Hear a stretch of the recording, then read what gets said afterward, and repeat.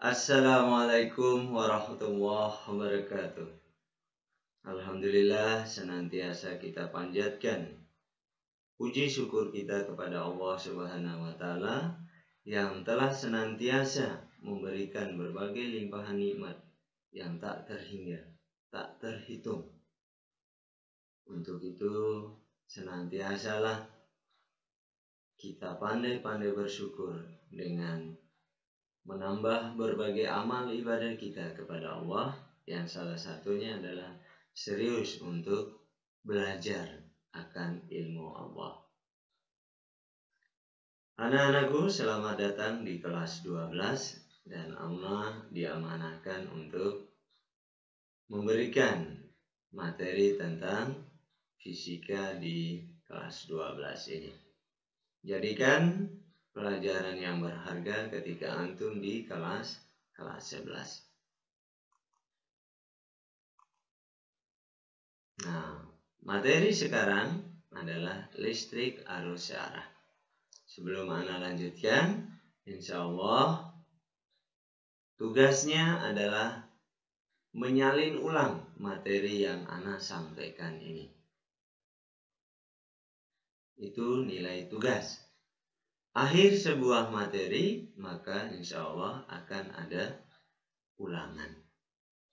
Ini bukan kemauan ana, tetapi ini adalah sebuah keputusan dari pihak pondok, ya, dari keputusan bersama.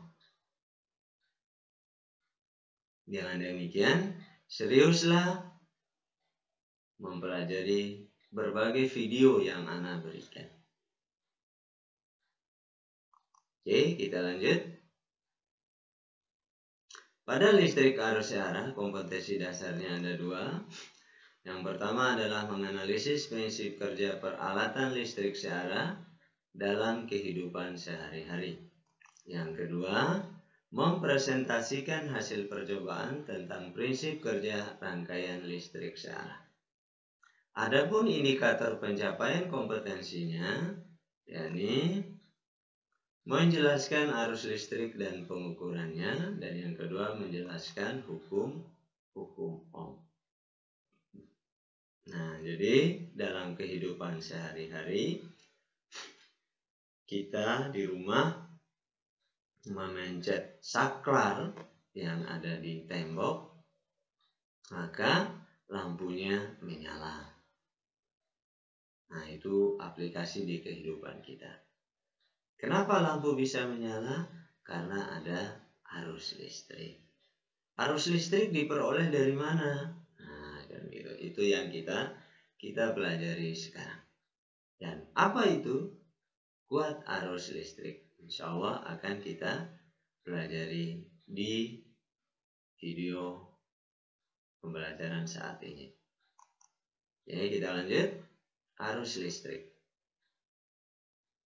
Arus listrik sudah pernah bagi antum mengkajinya mungkin di SD atau SMP, yakni dengan menggosok-gosokkan penggaris ke rambut.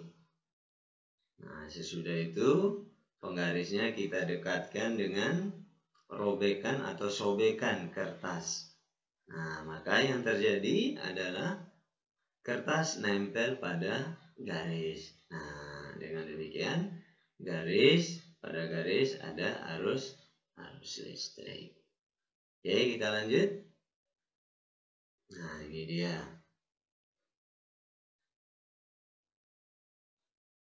Di sini kalau kita perhatikan, arus listrik itu mengalir dari potensial tinggi ke potensial rendah, atau dari kutub positif ini ke kutub negatif, ya. Nah, ini ilustrasi arus listrik. Yang kalau kita gambarkan, ya tentu dari stop kontak ke lampu, atau dari cok ke kulkas dan lain sebagainya. Nah, arus listrik yaitu aliran muatan listrik di dalam suatu penghantar atau konduktor atau logam. Jadi termasuk pada diri kita ada arus listriknya. Buktinya apa? Kita bisa kesetrum. Nah, ya. Oke, kita lanjut. Alat untuk mengukur arus listrik. Ini dia gambarnya, sebenarnya banyak ya. Tetapi ini khusus untuk mengukur arus listrik. Namanya amperemeter ya. Ada yang gabungan untuk mengukur voltase, tegangan, ada untuk mengukur amperemeter, arus listrik gabung, dan lain sebagainya. Nah, bagaimana cara membacanya di sini? Hasil pengukuran. Maka, hasil pengukuran adalah skala yang ditunjuk. Nah, dibagi skala maksimum dikali dengan batas ukur yang dipilih. Maksudnya apa? Nah, ini kan ada skala ini dari 0 sampai sini. Nah, jarum akan memposisikan di mana dia di sini. Nah, itu yang dinamakan dengan skala yang ditunjuk. Adapun skala maksimumnya ada di posisi sini. Ya, ada di posisi sini. Adapun batas ukur yang dipilih, ini dia. Apakah yang ini yang ditunjukkan ataukah yang sebelah sini? Ya. Selanjutnya kita ke contoh biar lebih jelas ya. Nah, ini ada sebuah alat ukur yang ditunjuk oleh jarum adalah angka 7. 10 merupakan angka skala maksimum. Nah, batas ukurnya yang dipilih adalah 5. Jadi ada 0, 2, 5, 10, 15. Yang dipilih adalah 5. Nah, dengan demikian hasil pengukuran yang kita pakai adalah penunjuk jarum 7, skala maksimumnya 10, batas ukurnya adalah 5. Nah, sehingga hasilnya 3,5 ampere. Nah, ini untuk cara membaca alat ukur. Selanjutnya kita ke kuat arus listrik.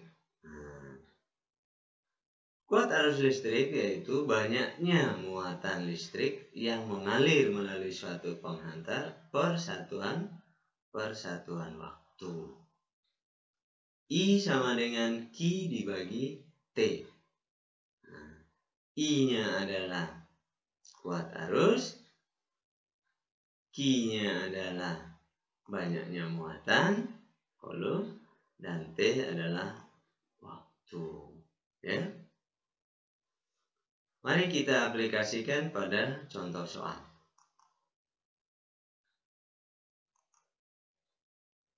Diketahui dalam waktu 1 menit, pada suatu penghantar mengalir muatan sebesar 150 kolom. Berapa kuat arus yang mengalir pada penghantar tersebut? Baik. Apa saja yang diketahui di sini? Tentu saja yang pertama adalah T. 1 menit kita jadikan detik menjadi 60 sekon. Karena 1 menit adalah 60 detik. Yang kedua adalah banyaknya muatan. Q 150 kolom. Selanjutnya yang jadi pertanyaan adalah kuat arus. Berapa kuat arus? Berarti yang ditanya adalah I. Nah, persamaan yang kita pakai ada I, ada Q, ada T. I adalah sama dengan Q per T. Nah, kita masukkan nilainya 150 dibagi 60. Hasilnya 2,5 ampere. Insya Allah mudah ya. Ya. Kemudian mari kita lanjut ke hukum Ohm. Pada hukum Ohm ini perhatikan grafik yang diberikan. Nah, jadi posisi vertikal ada Fall, tegangan, posisi horizontalnya adalah Quaternius. Nah, mana ohmnya? Ohmnya ada di sini ya. Yang warna merah ini adalah ohm. Nah, jadi kalau dalam bentuk grafik hukum ohm seperti ini. Jangan salah ya. Nah, dan nilai R ohm di sini dia konstan ya. Kalau dari bentuk grafik ini dia bernilai konstan. Dari grafik ini persamaan yang dihasilkan R sama dengan V dibagi I.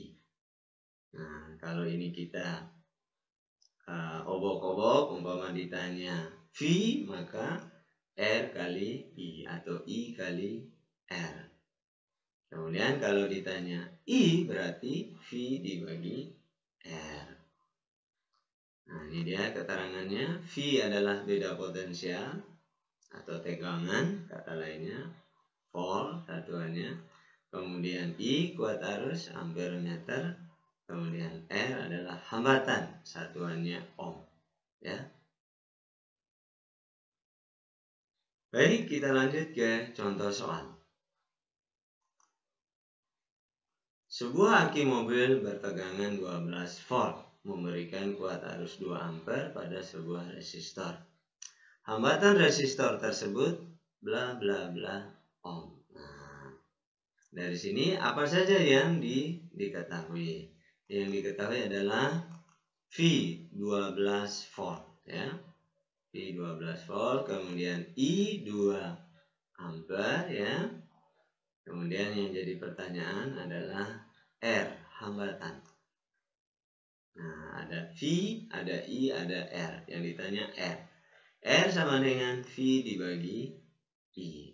12/2 sama dengan 6 ohm. Nah, insya Allah ini terlalu mudah bagi antum. Tetapi jangan sombong. Kesombongan akan membuat kita mudah tergelincir. Dan kita akan menjadi orang yang gagal ketika kita menyepelekan berbagai hal. Oke, selanjutnya esai di sini ada soal. Nah, antum boleh mengerjakan dan boleh tidak, tetapi ini akan menjadi bahan latihan bagi antum. Ingat, tugasnya adalah menyalin ulang materi yang ana sampaikan. Selesai satu bab, baru kita akan ulangan. Nah, ini menjadi sebuah keputusan Rois bersama asatid ya. Demikian pembelajaran kita. Sekiranya ada masalah yang mau ditanyakan silakan di japri, bagusnya di grup, tanyakan di grup ya. Kita akhiri pembelajaran kita. Subhanakallahumma wa bihamdika asyhadu an la ilaha illa anta astaghfiruka wa atubu ilaik.